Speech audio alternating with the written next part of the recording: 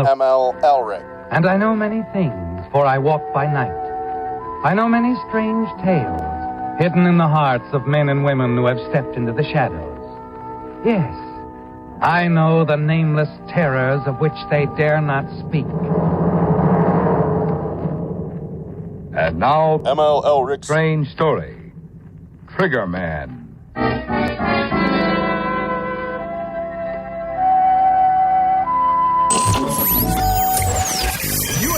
Get your finger out of my face. Get your finger out of my face. Take the first shot, then if you want it, Counselor. Get your finger out of my face. It's gone. What are you doing? What are you doing? Come on. That is not paid for by them. That is paid for by the people of Detroit. Let me tell you something. You want to go right now? Okay? You want to go right now, Elrick? Hey, kids, welcome back to the Soul of Detroit. We are very gratified to have so many people listening, and we'd like to have more of you participating. Reach out to us, mlsoulofdetroit@gmail.com. You know, our phone number is 313-Butterfield-8-9070, so that's 313-288-9070. We have our second guest ever. We were so gratified by Daniel Ferguson's rather interesting visit to the basement here at Red Shovel Networks that we decided to invite another guest, and it's a very special guest. It's the Chief of Staff for the Mayor of Detroit, Mayor Mike Duggan's Chief of Staff, Alexis Wiley, former colleague of mine at Fox 2, will be joining our conversation shortly. And, of course, Marc Fellhauer is here to try and keep this thing on the rails. And later on, we'll be joined by Shawn Windsor, the Detroit Free Press, for the great debate. But first, I have to get something off my chest because I, for years, have been called out for the stories I've done, but really more for the way I look. And I'm going to cop to being funny looking, all right, and girly and all that other stuff. And that's fair enough. You're entitled to your opinions, and they may be pretty accurate. But Daniel Ferguson brought up something I hear a lot, which is, and not just because we're both Irish, that I've given Mayor Mike Duggan a free pass. And so as quickly as I can, I want to sort of set the record straight, or at least establish the record so that you guys can make up your mind. First of all, I was the first reporter and the only reporter when Mayor Duggan was running for mayor in 2013 to disclose all the close ties between the Duggan campaign and the Kwame Kilpatrick regime. I was the first reporter to expose, or to reveal, if you will, all the big money behind the Mike Duggan for Mayor effort back in 2013. The special political committee that was raising millions of dollars, as well as the other money going to the election committee. I reported on how Mayor Duggan was being criticized by the police commission for retaining the power that should rightly be returned to the police commission after the bankruptcy. He eventually did relinquish that, but it felt to me like an overreach, and it was a story people needed to know. When Duggan was running for re-election in what was expected to be a cakewalk, when no one else was covering the race or paying any attention to the issues, I challenged Mayor Duggan on his ability to follow the rules, not just on the demolition program, where he admitted that the city may have gone too fast and too hard and made some mistakes, but on his administration at DMC, the Detroit Medical Center, when he was in private industry, when they had to pay millions of dollars in fines. He didn't like that, but we challenged him on it. And, of course, I think everybody who watches Fox knows that I've been dogged on some of the incompetence and some of the, dare I say, corruption on Detroit City Council. When we talked to Mayor Duggan about what he thought was the greatest accomplishment of his first term, he stunned me by saying that it was better relations with City Council. Now, I don't think anybody in Detroit really cares whether the mayor gets along with City Council, but it's a big deal to the mayor, and I think it's because he knows that outside of Detroit, people look at the city and say, is that the place with the crazy politicians and the crazy city council? We asked him about those things, and we put him on the record when nobody else did. Story we passed up on that we knew before everybody else was this supposed relationship with a woman who we're not going to name because she's a private citizen. I think she's been through enough already. Why didn't we do that story? Well, I'll tell you why. Because in my world, I don't believe in stepping out on anybody. We can't say for sure that anybody has stepped out on anybody, but you can screw whoever you want, and it ain't news unless you're screwing the taxpayers. Didn't care about Christine Beatty and Kwame Kilpatrick kicking it until careers were ruined to cover up their affair and until taxpayers had to spend more than $8 million to cover up that illicit relationship, that lie, that misuse of public dollars. So why'd we pass on that? Why was Fox the last party there, last person at the party? because didn't think it was news. And we're going to talk to Alexis in a minute about the story in the Free Press that came out last week, a rather breathless story that reappeared in Sunday's print edition. Daniel Ferguson mentioned scrutinizing Detroit more, scrutinizing the mayor. It's a fair comment, and I agreed with Daniel that I don't think the mayor or the city councils had the scrutiny that it did when I was in City Hall and when the newspapers were healthier, more robust. But I also find it outrageous that when the mayor is black, somebody says scrutinize Detroit less, but when the mayor is white, they say scrutinize Detroit more. Here's my philosophy, folks. Scrutinize the hell out of the city all the time.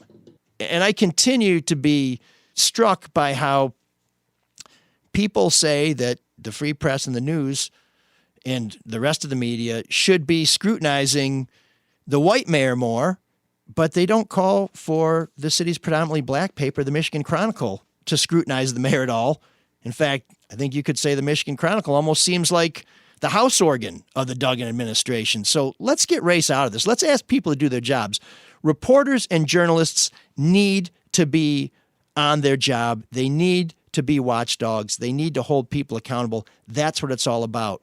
And I do think that Mayor Duggan has had it easy. And one of the things that Alexis and I are going to get into, and I think Mark's going to jump into, is that I think officials have an obligation to meet with the media whenever there's a matter of public import, whenever it's reasonable. And you can say what you want about Coleman Young, but he was the MFIC, and while he didn't love many reporters, if any, he also didn't fear any. So here's the hard part for me. I love the Free Press, and I've told Alexis this. I've told the Free Press that when I was hoping they would make me the boss, and I'll tell them this now. I think, and I truly do believe this, it is the most important institution in the state of Michigan. It has the power, and it has done more for the people of Michigan than just about anything in this state. And my chances of going back may be seriously diminished today. But you guys listen to us for the truth, for my insights on journalism, and for our honest opinions. And that's good because that's all we got to offer. So that's a big wind-up, and we're out of time, folks. Thanks for joining us on The Soul of Detroit. But it's all stuff that needed to be said. And I know you're not a fan of, from the journalistic standpoint, of the article that came out last week. I'm sure the administration isn't a fan of it either because of things they said. But it does beg the one question you brought up.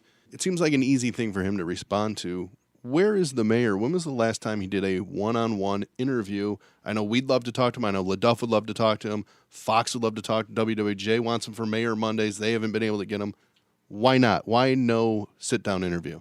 Oh, well, I think one of the last sit-downs major sit-downs that we had was actually with ML in the mayor's office, completely open and had a full, far-ranging interview. I think, I'm not aware of us not making the mayor available for Mayor Mondays.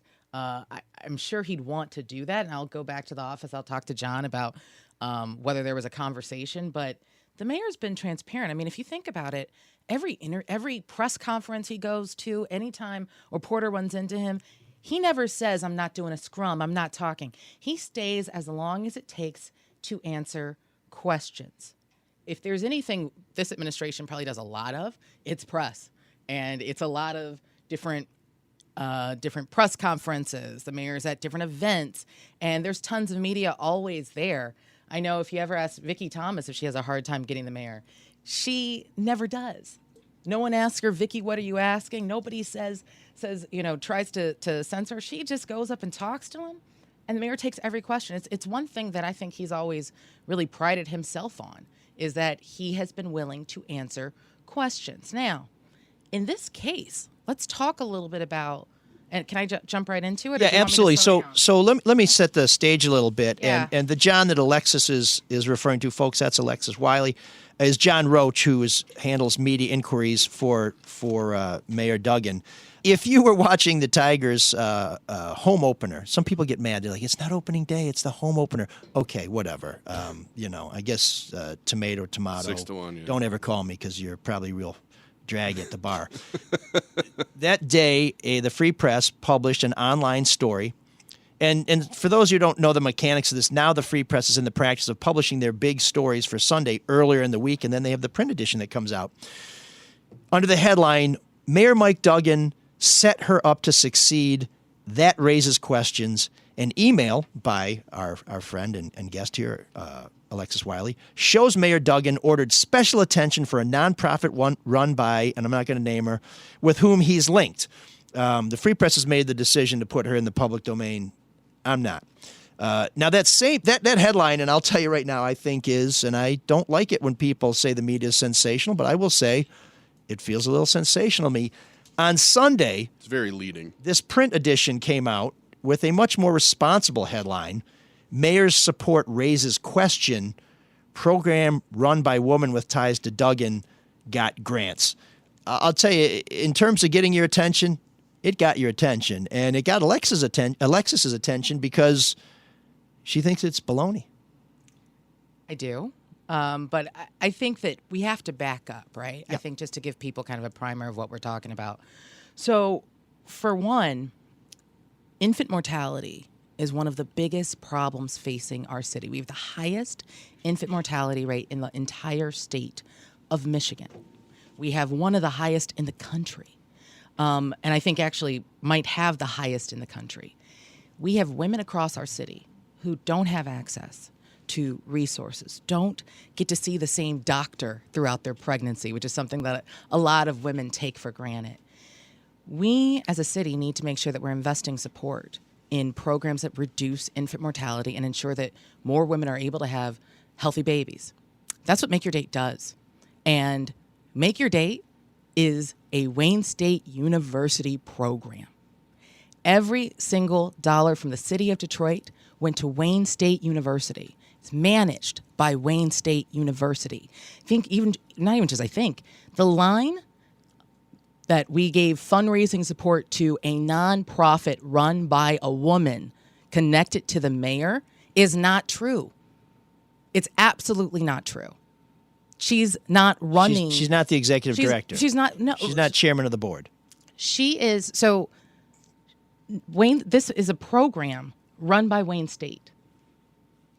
There's who employs her, right? Who employs her? Absolutely. And I think if we talk about who she is the associate director, associate dean.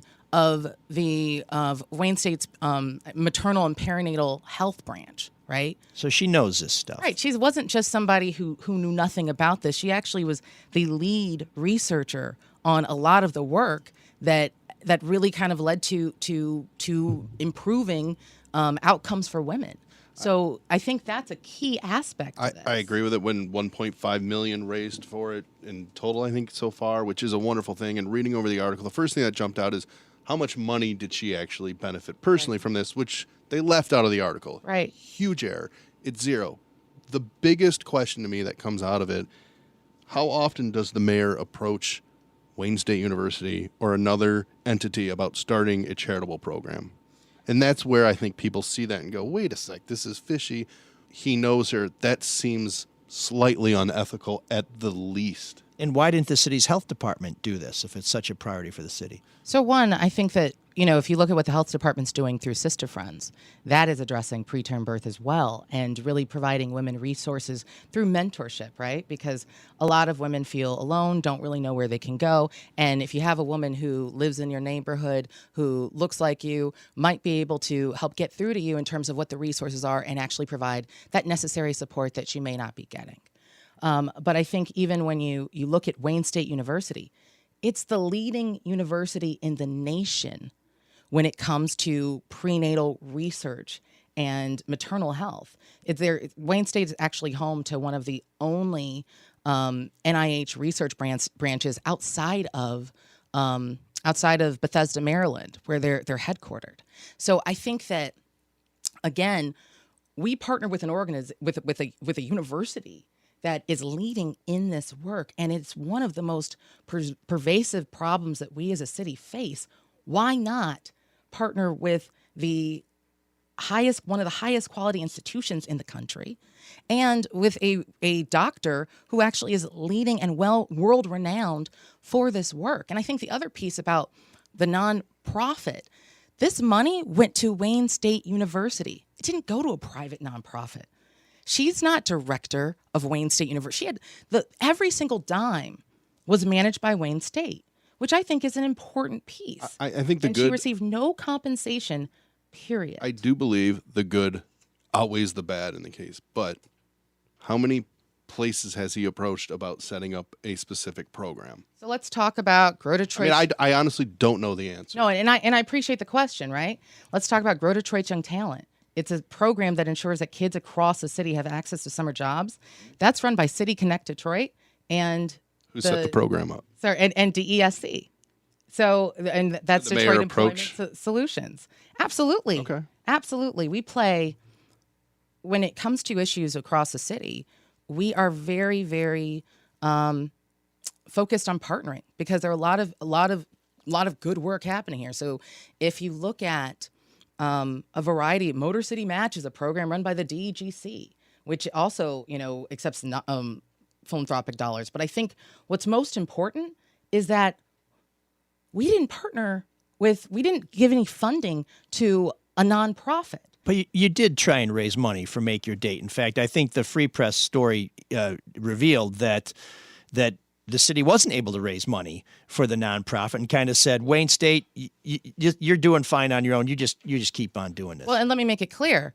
We wanted to raise money for a program. We weren't raising money for a private nonprofit. From the very beginning, we're working with Wayne State University. So we were trying to raise money for the university program that was making a difference in the city and has already served thousands of women. So I think that it's important to note that we were raising money for Make Your Date, the program. Nobody was raising money for a nonprofit. The nonprofit that they're referencing, the private nonprofit, doesn't even have a bank account. So clearly, we weren't raising money for that. We were raising money for Wayne State University to continue the good work they were doing through this program. So as someone who's looked at nonprofits and mayors before, based on the Free Press's reporting, and I will tell you folks that I looked into Make Your Date and Sister Friends a little bit last year when I decided not to do anything on the supposed relationship between the mayor and this woman because I didn't see her getting any tax dollars. I didn't see any financial benefit to her. But so let me just tell you that this is not the Kilpatrick Civic Fund. There's no indication that this is something where money is being raised for a benevolent institution or entity, and then it goes for whatever the hell somebody wants it to go for. And I also that's the private-public distinction that you're pointing out. It's also, I think, it's a lot easier to rip off the system with a private charity. Well, and I think the other piece is that the Free Press itself in that story actually had a line in it saying there's no indication that that there's any wrongdoing by Make Your Date or the person who they were so anxious to name. In your opinion, how much of that story is just a reflection or piggybacking off of what Bob Carmack has done publicly with his video and with the banners? So here's what I will say. I find it was interesting that the story leading up to the days, leading up to the day the story posted, it was this kind of, we're going to be posting quickly, right? And then that same day, that morning, there are banners flying around Comerica Park naming her, and then very quick tweets with pictures. And I mean, they said in their own tweets, "Look what's behind. Here's what's behind the banners around Comerica Park." So they linked it themselves. I didn't link it. They linked it themselves. Right, but I've already explained that the Free Press does put their big stories, their Sunday stories, online early. So I'm not a big believer in conspiracy theories because I've worked with these people, and let me tell you, the fact they can put their shoes on the right feet, that's a major accomplishment. So pulling off a conspiracy, woo. And I'm not saying that there's a conspiracy. I'm not saying that. Right. I'm saying that they linked it to. They shared the pictures and linked it to their story. Sure. That's all I'm saying. No, fair enough. And they did reference in their story, which obviously was something that they didn't know until it happened. And this story they clearly spent a lot of time on. And I guess that's one of my issues is they spent so much time on a story that really doesn't say that much. And there's so much more that needs to be scrutinized in City Hall. Why are they devoting all their limited resources to this? And I should tell you, folks, we invited the Free Press to come on and talk about this. Now, we weren't going to set up a debate between Alexis and the Free Press. We didn't think that was appropriate. But I did say we're going to talk to the city, and we'd like to hear from you too, because I have some questions. I'm sure some questions will be raised. And I got this from one of the senior editors at the Free Press, Mark Rochester. He says, we'll respectfully decline. If appropriate, could you say this? The Free Press has received no information that refutes any of the information contained in the story. We continue to believe it was accurate and important reporting. Now, I find a little irony here that they're coming to us in writing, because one of their beefs with the city is that the city would only engage with them with written questions and answers. And that whole issue is one where I think if the city is due for some criticism in this, it's the unwillingness to meet face to face with these reporters. Whatever you think their agenda might be, you can always tell them you're wrong, beat it. So, ML, it's not about an agenda, right? It's about, are you going to get a fair shake? It is not tons of reporters come to us with stories that we don't necessarily agree with, we don't like, but I don't think you liked the last story that I did. No one liked the last. With us. No one liked the last story because Fox 2 viewers loved it. Because, but we met with you because you're fair. I may not like the question, I may not like the premise, but I know that we're going to get a fair shake. And you knew I'd come get you if you didn't. And that too. Okay, well. But even regardless, if you've been given, and actually they say, they didn't want to do an interview. I personally sat down with both these reporters in November. I gave them the same courtesy I gave every other reporter that said they were interested in looking at this. They've been working on this since November? They've been working this since November. So I sat down in person with them. I gave them copies of the contract that showed we had a contract with Wayne State University. It showed the full budgets, which made it clear that the doctor was never compensated. I looked at those records too. All of that. Sat down, went through things line by line. And to say, we would only answer questions in writing.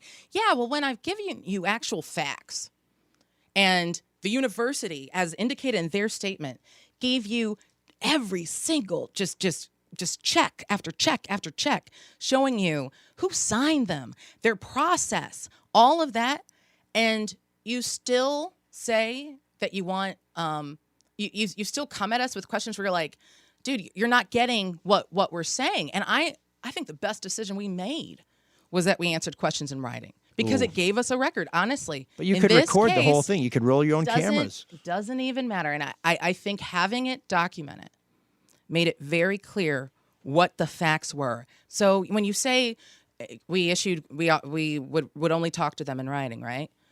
That's right. Then they submitted 2 written questions to the chief development officer, and their only 2 questions were, what do you make and who's your wife? Yeah. So you actually asked, you accepted our offer because you sent us questions in writing. You could have sent us questions about more, and we made it very clear when we responded and said we wanted to answer questions in writing. They were asking to talk to our chief development officer, who has raised so much money for the city and for really great causes. And they wanted more detailed information. We said, okay, give us questions, and we'll make sure you get the detailed information. You can't just talk off the top of your head. Sure. It makes a lot of sense to, I mean, we're going to disagree on this. But when somebody's working on a long-term project, it's appropriate for an entity, a government agency to say, you know what, we don't have the answer to that. Let us get back to you. But I think when you prejudge them, you're kind of doing what you accuse them of doing, which is prejudging you. And I think one reason why I don't like submitting questions in writing to people is it takes away the free exchange, the spontaneity, the thing where you ask me something and I tell you something, you say, oh, you know what, that makes me think about this. And then it's actually more efficient to have those conversations in person. But ML, I want to give people a sense of how you actually operate. With you, yeah, but I'm in the bag for the man. No, I'm just saying. That sucks. No, when you come in with Hungarians, when you're working on a story, you let us know from the beginning. This is what I'm looking at. And this is what I want you to answer. It might change based on your answers. Right, but you tell us, this is what I'm looking at. And that creates a roadmap where it says, okay, I got to go this way. And it wasn't that they didn't have access. Fair otherwise, there's the optics part. You know, you have legal, you have ethical, and there's the optics of it. And it just seems like when people want questions submitted in writing, there's something to hide there, as Emma was just pointing out, as well as the optics of what Carmack did that led to this story. You understand that. I'm certain the mayor understands that. How do you combat that? I think that it's what our experience has been with other really tough, really smart journalists. That's and me the out. experience I'm that out. that they've had with our office and with the mayor. And if you ask people what their experience has been with this administration, even comparing it to past, we've been very open. That's a low bar. I mean, you might call it a low bar, and it may be a low bar, but at the same time, I think that we've been open, and the fact that I just think our track record speaks for itself on this. And at the end of the day, when you look at this story, and there's no mention of the fact that she was never compensated and that she was a volunteer. They say she was picked, and she was plucked for this. Think about, this is a woman who actually is the associate dean of maternal health. She helped author an NIH study looking at the effects of progesterone on cervical length for women. But she also knows the mayor. And that's absolutely accurate. But at the same time, if you make it seem like, I think that oftentimes you can create the story you want by leaving out certain details and burying certain details, like the line that there was no wrongdoing, or that, and I don't want to paraphrase, I don't want to misstate what the line was, but I think that the reaction that is being had, it's not just us. So, and Wayne State University straight up said in their statement, over a period of several months, Wayne State provided an extensive amount of information about Make Your Date to the free press, including a detailed financial accounting of the program administered by the university. Despite multiple explanations and evidence to the contrary, the paper still implied that Make Your Date was administered by a separate 501c3. This is simply false. So I guess what I want to also make very clear, our feelings about this story is not... Don't like it.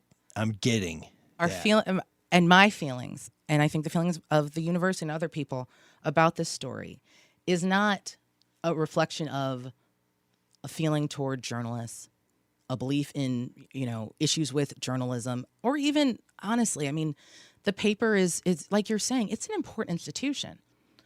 And I think that's why you expect so much. But you also expect something of your elected officials, and one of the reasons why this story, whether you think it's meritorious or not, and some of the other things that have come out have been, I'm going to say, dogging the administration, or at least nipping at the administration, is because the mayor has this relationship with someone that doesn't look appropriate for a married man, and that he won't fully address what's going on. Is there a level of frustration in the administration that...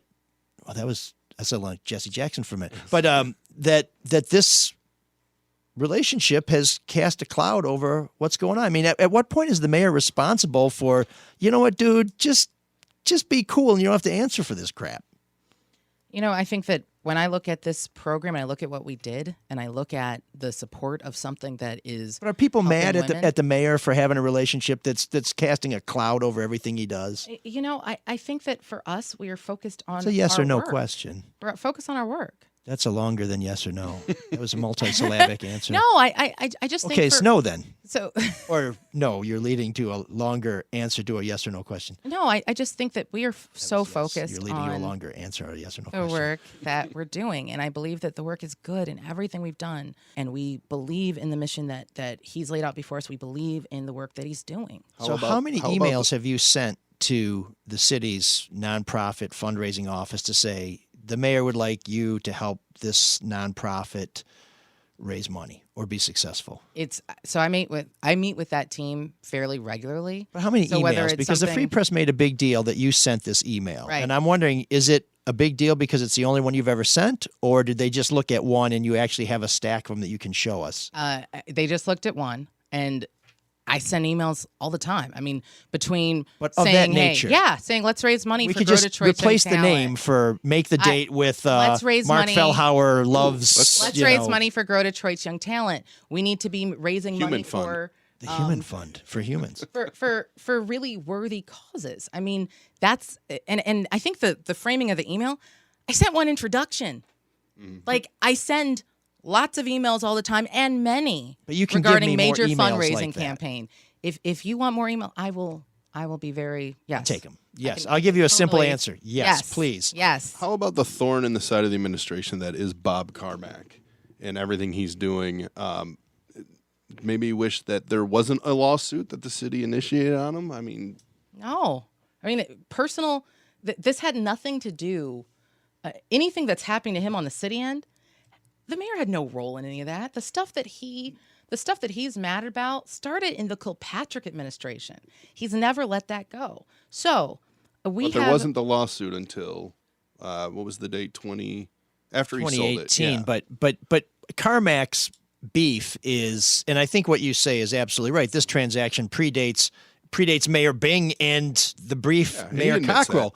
But where Carmack says that this is Duggan going after him is because Carmack claims that when he tried to get somebody to appeal to the mayor, a fellow named Mike Garvalia, who's known to the mayor, and I think the mayor likes, he certainly met with him.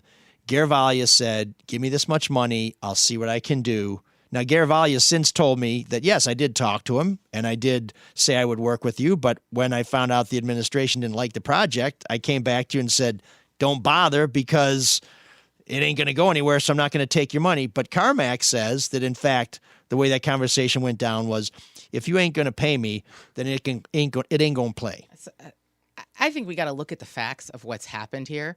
Is Carmack Who's right or wrong? harassing who? That's a pretty simple question. Is Carmack right or wrong about whether we went after him? About whether Mayor Duggan, through a lobbyist, Mike Garvalia, tried to stick him up for some dough. Absolutely not. Okay, that's pretty He's definitive. absolutely untrue. But let's look at, again, I think, and this is, I think, back to kind of a history in this town, but there's this kind of diving into conspiracy theories and these beliefs and the fact We that, talked about that at the top of the and show. I agree with that because when you look at it, let's look at the fact of what's happened.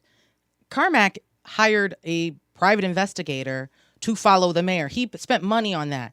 He paid to have planes fly around Comerica Park. I'm pretty sure that wasn't cheap. So who's going $1,500 after he says. who? Each plane, yeah. Oh, Who's going after who?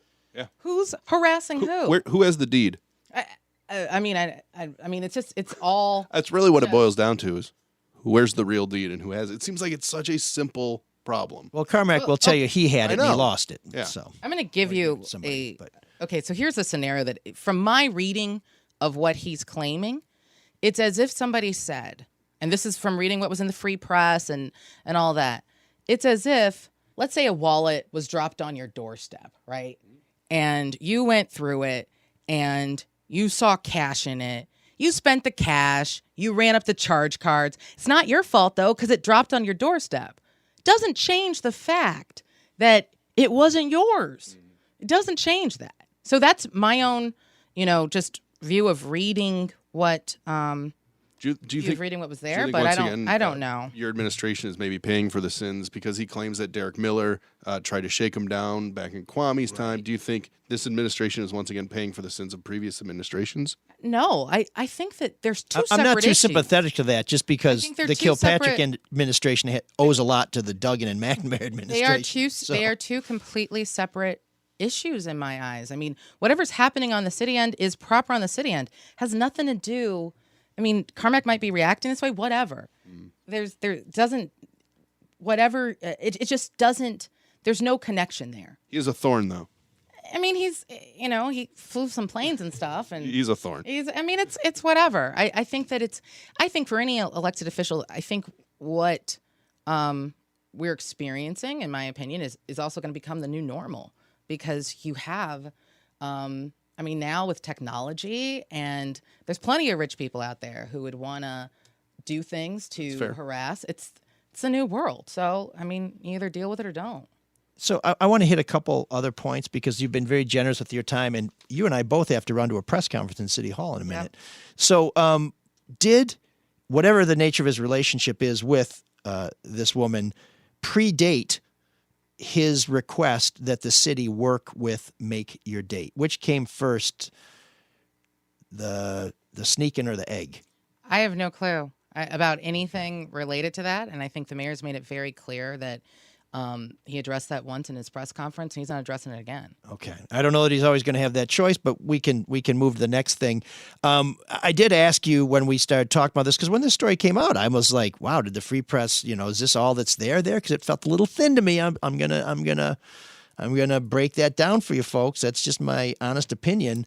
And I asked, did other nonprofits benefit from city fundraising efforts? And the city, through the aforementioned John Roach, did give me a spreadsheet showing multiple nonprofits that did raise money with the efforts of the city's nonprofit or foundation charitable, giving office.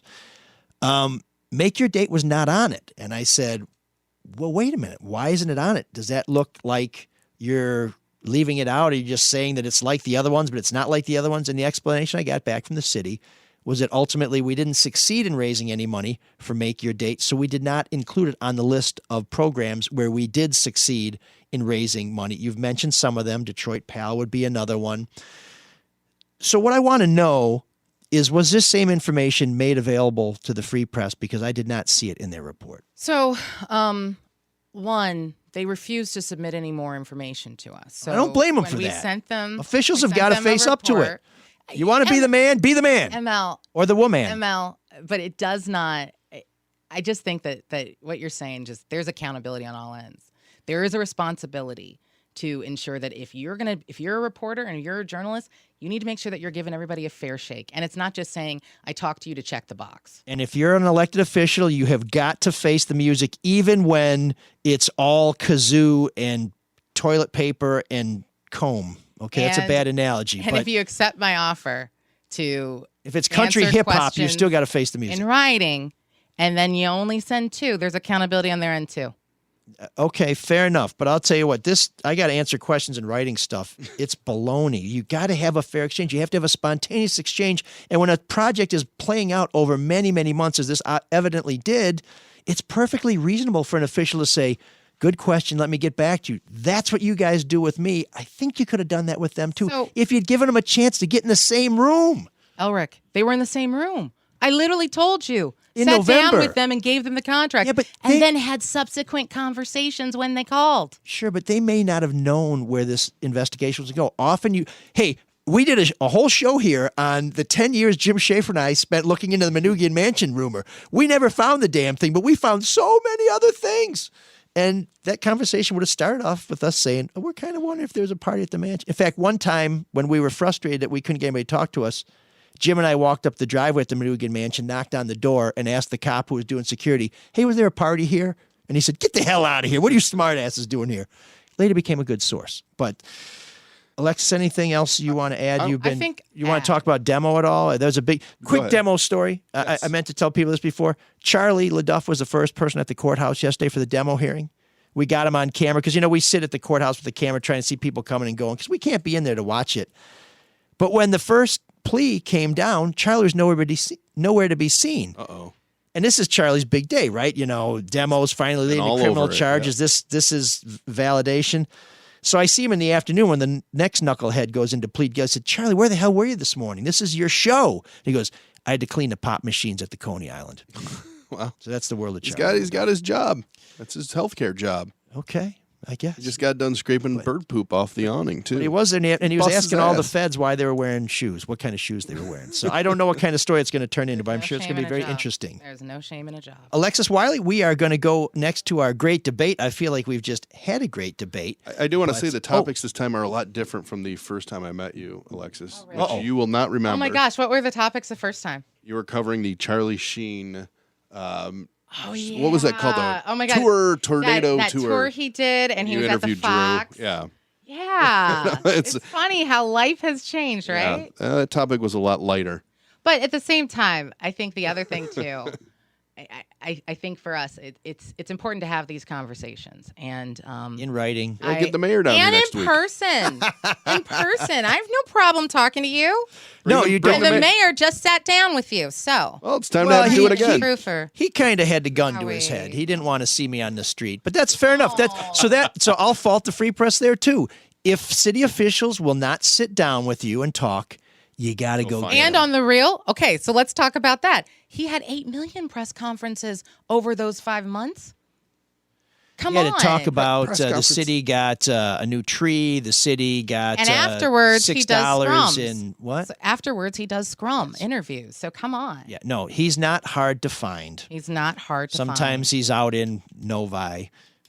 But I will say this. I will say this for the mayor, and I thought the Free Press missed this too. We're gonna fight after this, like you and I. Like we're in a big basement right now, but we're gonna go out on the street. That's your great debate. It's gonna be real. So, I'm in Ferndale. I don't know nobody here. Jim Schaefer wants to fight me, so now you want to fight me. So I guess I'm right where I need to be. Let's just have a match. Let's just have a match. I do have to say, it seemed like the Free Press made a big deal out of the mayor, and other people have made a big deal of the mayor driving himself out for this meeting, and I'll just call it a meeting. Also didn't appear on the mayor's calendar, which I thought was kind of weird if it's business. But be that as it may, I've seen the mayor drive himself all over the place all the time, during the day, at night. And when Kwame Kilpatrick was mayor and he had a shitload of cops surrounding him, we would have said, too many cops. Now Mayor Duggan drives himself with no cops, and he's being faulted for no cops. There is kind of a you can't win or lose in this situation. But I just think that really working for the mayor, for all of us in the administration, it's been a pleasure because we really are very focused. He's very focused on what's going to move the city forward, like reducing infant mortality, like making sure that our kids have jobs, like making sure that we are improving our neighborhoods. He's focused on that. So here's how this just played out, folks. I'll never work at the Free Press again, and Alexis just got a raise. So Alexis Wiley, Chief of Staff for Mayor Mike Duggan. Turn that one down. Thank you for joining us here on the Soul of Detroit. I won't change my mind on anything, regardless of the facts that are set out before me. I'm dug in, and I'll never change. Very none. Very so. Very none. Very so. Very none infinity. Very so infinity plus one. No. It's time for the great debate with our friend Shawn Windsor of the Detroit Free Press, Marc Fellhauer, and this week, Tank for Hughes. You know, we're like, do we want to talk about lose for Hughes? But we all agree it's never a good idea to lose. But is it a good idea to bury a good man to bring in what may or may not be a better man? And I'm talking about the Ken Holland, Steve Yzerman debate. This is sort of like Ginger and Marianne, except you always stick with Ginger. But I guess in this case, maybe Ken Holland is Marianne. I don't know. What do you think, fellas? You know what? I'm not going to partake in your misogynistic and sexist metaphors. No, I want to be massaging Ginger. Is he the Gilligan or Skipper then? Oh, I like that a whole lot better. Yeah, two incompetence. That's a good one too. So I will start by saying that I think Steve Yzerman is the next great general manager of the Detroit Red Wings. I think Steve Yzerman is the guy who leads us back to glory. And I say that you keep Ken Holland until Ken Holland is ready to go. So both? No, you've got to pass on Yzerman. There's a dual possibility. I mean, didn't they used to do that with Holland and Devellano? They did, but Holland has said, and for those who don't know Jimmy Devellano, he was the GM who helped rebuild the Red Wings, and at some point graduated to sort of elder statesman, a member of the NHL Board of Governors, kind of the super scout who wait a sec. Evolved into the why Grand keep Old Holland at all? Why? He's picked some great. Look at the great He's players. Also made a lot of mistakes, and with contracts. Look, you both know sports is what have you done for me lately. If this is a rebuild, which it clearly is, then do a total rebuild. Well, right. Yeah, you're right. Good point. Don't trust the guy that sort of did a rebuild on the fly and won a cup. I mean, that's a good point. 4 cups. You don't want to keep a guy around. There you go. Okay. He had a little help on that first round. What if they, Yzerman and those guys? But I'm sure he's forgotten all about hockey and he doesn't know what he's doing anymore. No, I'm sure he does know what he's doing, but I think Yzerman knows what he's also doing. He's a little younger, and if you don't hire him, he's going to go elsewhere. So you really want to have that look again where he goes elsewhere and builds another championship-type team? And that's a good point. At the time that the Red Wings let him go to Tampa Bay, he had proven himself as the leader, the general manager, if you will, of the Canadian Olympic team. But that's picking the best players in the world to beat everybody else. Pretty easy. But he had nothing else to judge him on. Well, right. So that's why they let him go to Tampa. Now, in Tampa, he had some very, very high draft picks, and he inherited Steven Stamkos, who's one of the great goal scorers of his generation, and he's built a good team, and he's made some very smart moves, and he hasn't made some of these blunders with the big long-term contracts for marginal players that Holland has. But I still argue, as I think Shawn would, that Holland deserves his due for building the Red Wings into champions. I think some of the pieces he has can make us very strong again, and he's done that with low first-round draft picks and second-round draft picks and trading for draft picks. But my biggest point is you have to stick by people who have served you well. You have to be loyal to your people. And one of the reasons why the Red Wings are such a first-class operation is because they do keep people and they appreciate and they respect Sometimes their too contributions. Long, especially players. They do hang on to their players too long, but I still think Holland has something to offer. The biggest sin in all of sports is staying too long. And in bars. They were a little bit unique in this way, right? They had the playoff streak. Mm-hmm. And they had an owner that kind of wanted to keep that going.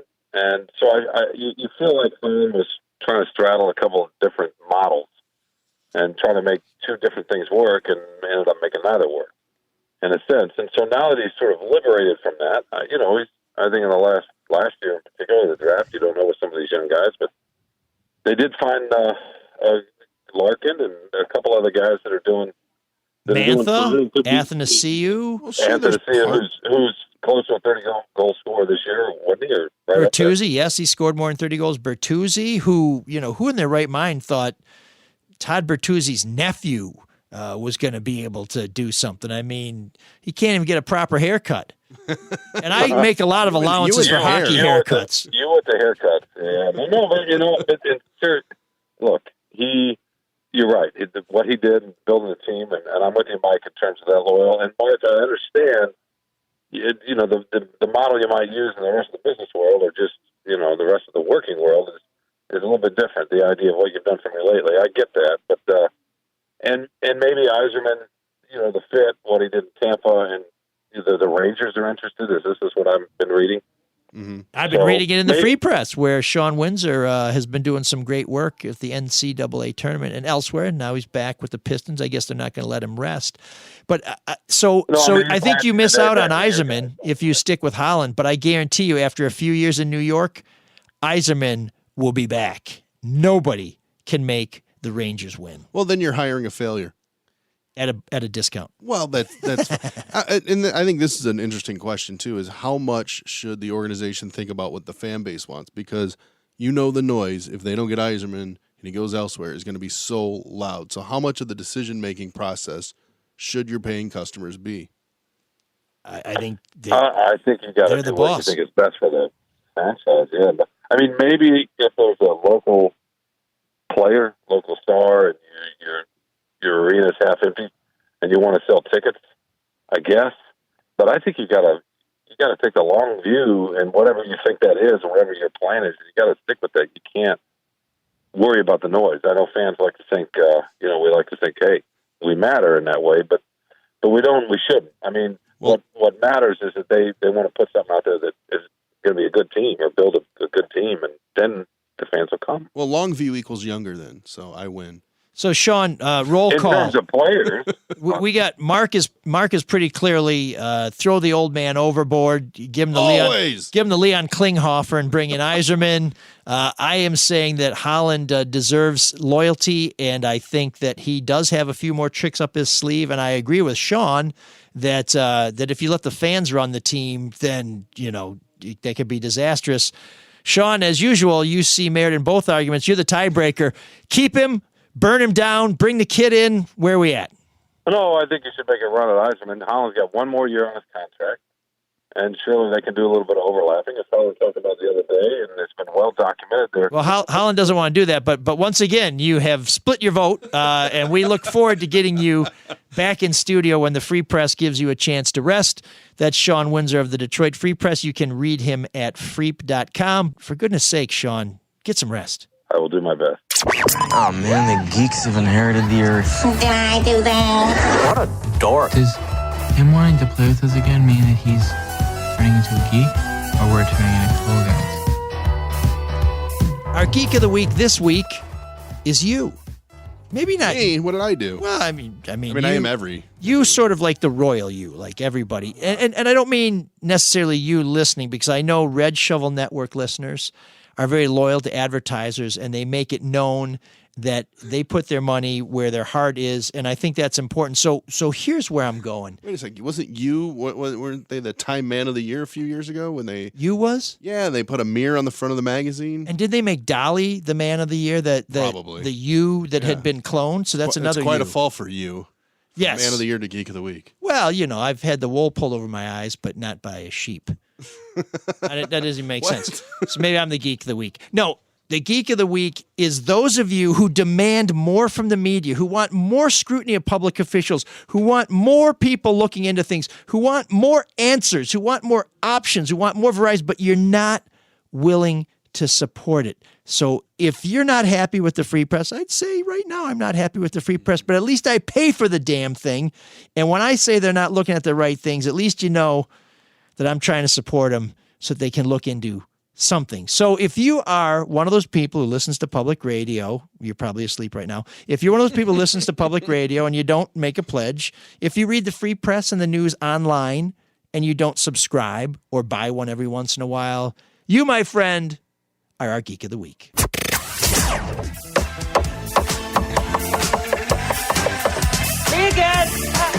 There's an all-night party in room 7609.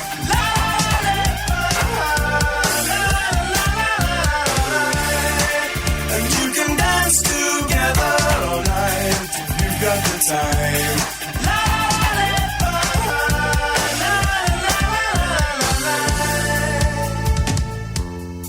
If you know anything about the soul of Detroit, you're way past me, because I don't know nothing about what we're doing. But we're going to muddle through here, and we appreciate your help as always. We want to hear from you. We want your nominations for Geek of the Week. We want you to suggest some subjects for our great debate. And we've been doing pretty well with suggestions for Room 7609, and this week's band comes from Matt Jennings, the publisher, the editor, the delivery guy. He does collections, everything. Tom Mazaway's writer. Tom Mazaway's ghostwriter for Soft Magazine, who asks us to appreciate, maybe suck on, if you will, the Mighty Lemon Drops. Never heard of this band. When I got the suggestion, I said, let me refresh myself on Mighty Lemon Drops. And so I ran them in YouTube, and Inside Out was the first tune that came up. And I started having a flashback to my time at Michigan State as a summer DJ on WLFT, the campus AM station that you could only get through FM cable, or if you plugged your radio into the wall in a student building, because they sent the signal out through the electrical system. Oh, wow. And Inside Out was one of the first tunes I remember playing on WLFT. And there were so few people who listened in the summer. At the end of your shift, you would just say, hey, guys, anybody want to meet me at the bar? And it was just your friends listening. And that's pretty cool. You'd meet them at the bar. So that's awesome. That's like Letterman. When Letterman started out doing student radio, he would talk to people, his friends, really. What wasn't cool was my first DJ name. What was? I know Drew's was Drew Wave. I was Rick Rock. Are you serious? I immediately abandoned it because the first time I started saying it, it sounded so bad. It still sounds bad. It does. I probably shouldn't have mentioned. We can edit this part out. No, we're keeping that in. But so that's the one that goes on the grave. But I did quickly change my DJ name to a suggestion from one of my roommates. Yeah, Ron Happening. That's pretty good. It's better. So on behalf of Ron Happening, here's the Mighty Lemon Drops.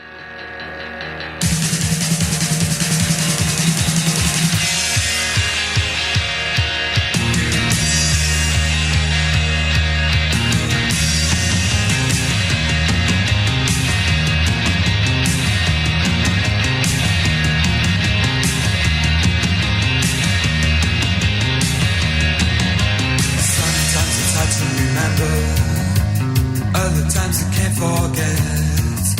You hope you put it all behind you, but you know it isn't finished yet. Baby, baby, please. You've got me on my hands and knees. Baby, baby, baby, please. Won't you give me what you know I need? Saw her in the sky. She's just hanging round. Baby, fly so high. Oh, won't you come on down? Like an angel.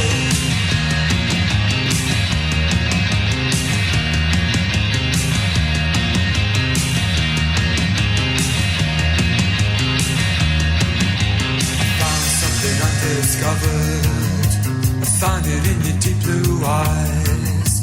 It's something I could never recover, 'cause it's buried too deep inside. Come on, give it to me now. I can't hold on anymore. You've got to give it to me now, before my skin begins to grow. Saw her in the sky. She's just hanging round. Baby, fly so high. Oh, won't you come on down? Like an angel. Like an angel. Like an angel. Like an angel.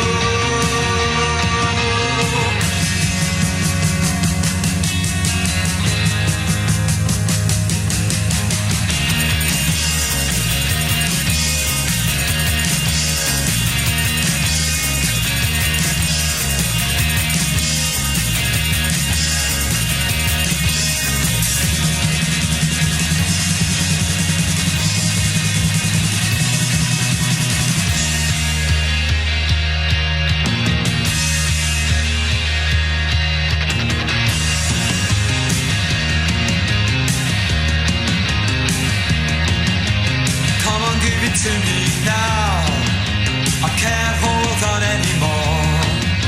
You've got to give it to me now, before my skin begins to glow. Saw her in the sky, she's just hanging round. Baby, fly so high, oh won't you come on down? Like an angel.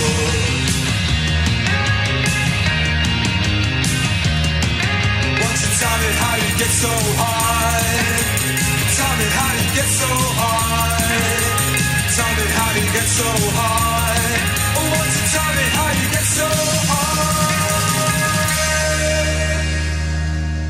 Matt, I'm digging the Mighty Lemon Drops. Thanks, brother. We want to hear from you. You can reach us at mlsoulofdetroit.com. You can call us at 313-Butterfield-89070. That's 288-9070. Follow us on Twitter. Like us on Facebook. That's ML Soul of Detroit. You can always go to our website, mlsoulofdetroit.com, where sometimes we have some added features. Share the show if you like it, and rate it, please. Rate it unless you hate it.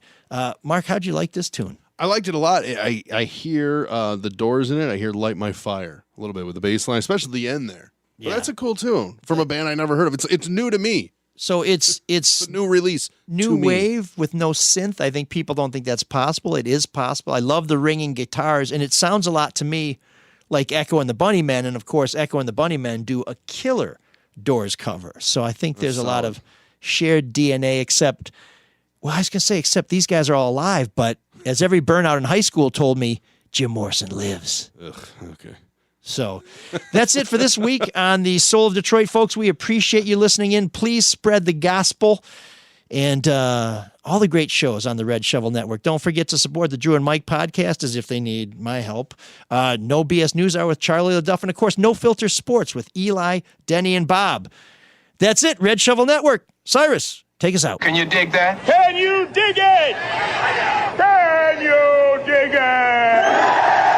Remember, at the same time next Thursday, another strange tale by ML Elrick.